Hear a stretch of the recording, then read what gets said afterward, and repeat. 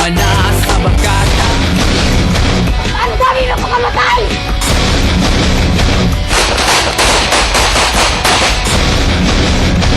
Basista! Basista!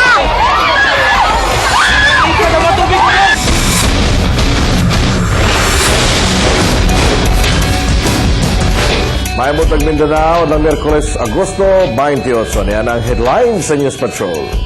Diyan ang unang gugna sa News Patrol. Habal-habal driver, gipusil patay. Releasing sa lisensya sa LTO, nagka-problema kay ang supplier sa mga materyales nila gibaha.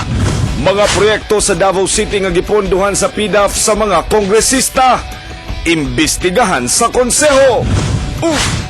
Mga nasunugan sa kilometro 11 sa Davao City, nakadawat og cash assistance pangtukod sa ilang mga balay. Kapamilya, niya naman detalye sa News Patrol. Patay ang malabal driver sa Indangan, Buhangin District, human gipusil sa wapa mailhing responsable. Si Vina Raneta sa report. Patay ang 40 anyos nga habal-habal driver nga si Primo Deles, 15 gipusil patay sa kilometer 15 San Isidro Labrador, Indangan, Buhangin alas 6 kagabi nga nakaangkon og lain-lain sa madpinusilan sa lawas. Miyembro kini sa Indangan Motorcycle Drivers Association. Driver lang kabalabal na. Sumala sa silingan sa biktima nga si Vanessa. Nagpalit lang og barbecue sa ilang tindahan ng biktima, kauban ng anak ni Ini. Gihapit niya ang anak niya, nagpalit lagi barbecue.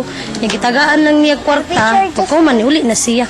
Ipauli niya ang anak, ipabaktas niya. Nagsubo sa mga kauban niya nga habal-habal driver. Sanglit, buutan kini.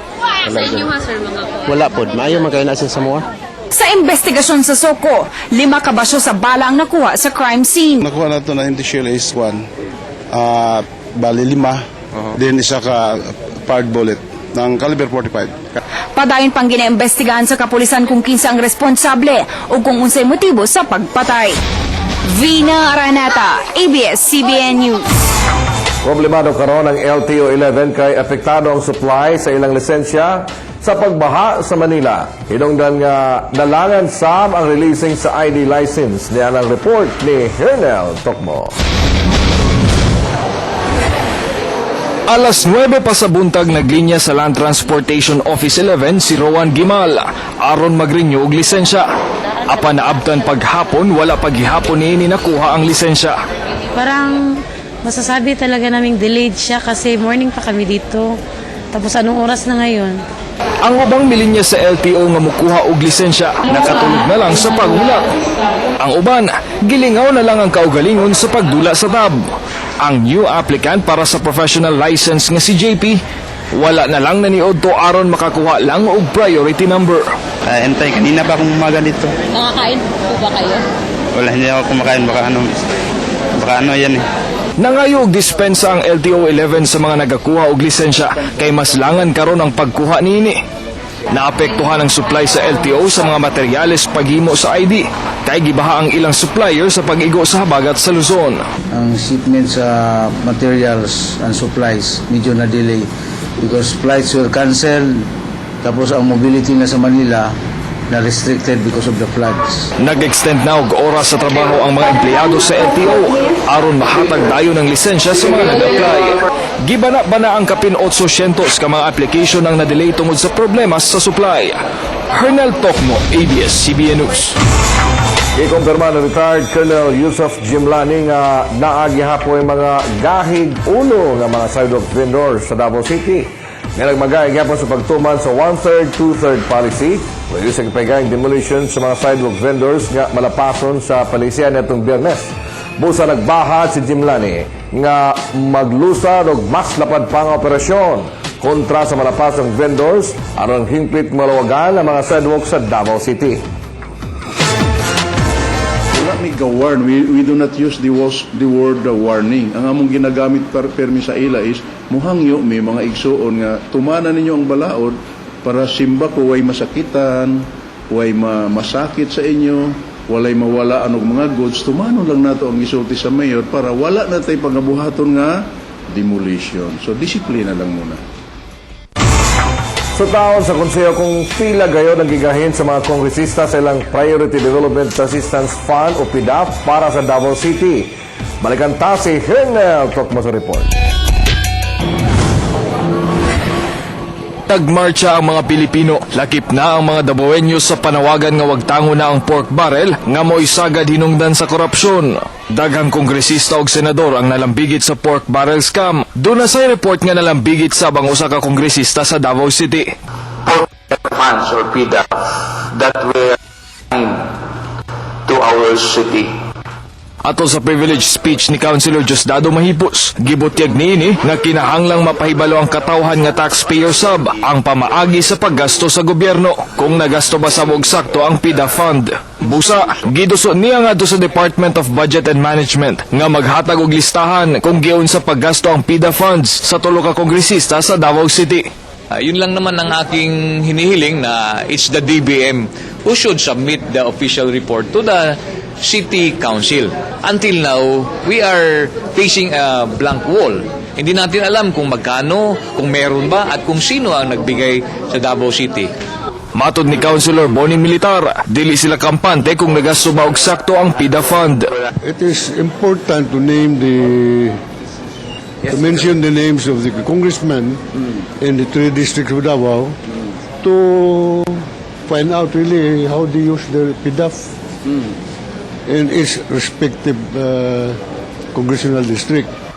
Miuyon sabang ubang konsehal nga wagtango ng pork barrel. I am for its abolition. I think in the Congress, what they can do is just to submit, let the budget handle it kung unsa, which is different from having control and management. Here, the legislator has no control. Bahala na ang ekutibo kung asa nila ibutang o unsang departamento ang mag-implement. Kung dunay anomalya, human masuta ang listahan sa allocation sa PIDA fund sa Davao City, mutabang ang konseho nga masilutan ang mga nalambigit niini. Hernel Tokmo, ABS-CBN News. Good news mga kapamilya, kay aprobado na sa konseho ang Memorandum of Agreement tali sa Department of Agriculture ug lokal nga gobyerno. Aron masugdan na ang proyekto sa pagsemento sa dalan gikan sa sitio Napo sa barangay Pakibato proper hangtod sa crossing sitio Palangag sa barangay Lumiad. Hasta ang graveling sa kalsada gikan sa sitio 12 Bato hangtod gini sa sitio 9 sa Pag-ibig sa barangay Lumiad. Mato ni Councilor Tomas Monteverde III, nagsilbi kining farm to market roads sa mga residente diin mas dali nga madala sa downtown o di ba ka sa poblasyon ng mga agricultural products kagikan sa mga lugar. Ipondohan sa Department of Agriculture ang proyekto o moambit sa budget ang lokal nga gobyerno sa Davao City. Mga farm to market roads from Exco mo ni siya ang tawag natong kanang food security. Para madala ka itong mga produkto sa mag-uma, madala diri sa palengke, magaligya, o natural, poverty alleviation. No? At itong mga farmers dito, magaligya nila, maayo ang ilang kinabuhi. Mga residente na epektuhan sa sunog sa Sasa, Davao City na rin kamot nga makabarog og balik. Nagpasalamat sab sila sa mga hinabang nga ilang nadawat gikan sa mga pribadong sektor ug sa gobyerno. Na-report ni Claire Cornelio. Naningkamot aron makabarog og balik, kini ang gipakita karon sa pipila ka mga residente nga naapektuhan sa sunog sa kilometer 11 sa ni atong milabayng simana. Para kang Jocelyn Grancho, dili angayan magpapildi sa naitabong trahedya. Maningkamot na tagbalik ani kan sa man nahitabo naman. Si Arlene Tarosa naglaom sa housing assistance gikan sa syudad para makatukod og balik sa ilang puy-anan. Ang butan ni Sir, mo ani nga mga jimig tabang nga maka-survive mi aning kuana. Sa kahoy lang ana, pagkatukod mig balik. Daghan sa mga nasunugan ang kasamtangang nagpuyo sa gym sa barangay o sa mga temporaryong puy-anan kilid sa dalan. Padayon paghihapon ang validation sa barangay o CSSDO kung kinsa gyud ang mga nabiktima sa sunog. Amo gina siya himay-himay validate na sa area ko na ano na mo as of now nga 176 gyud tong house owners nga naapektuhan. Dakong tabang ang mga hinabang gikan sa syudad ug barangay sa ilang panginahanglanon sa matag adlaw. May pasalamat sab ang mga biktima sa mga hinabang gikan sa lain-laing grupo ug organisasyon nga gipaabot kanila. Niadtong Sabado, mipahigayon sabog relief distribution ang sagip ka pamilya ngadto sa 350 ka mga pamilya. Kaganihang buntag, giturn over sab sa Plan International ug Make Your Nanay Proud Foundation ang 125 relief goods nga gilangkuban sa mga grocery ug personal hygiene items para sa mga nasunugan sa Sasa, Davao City. Mismong si Boy Abunda pa ang mitunol kinsang Plan Philippines Ambassador. Claire Cornelio, ABS-CBN News. Nagan pa mga balita sa pagbalik sa News Patrol. Maayong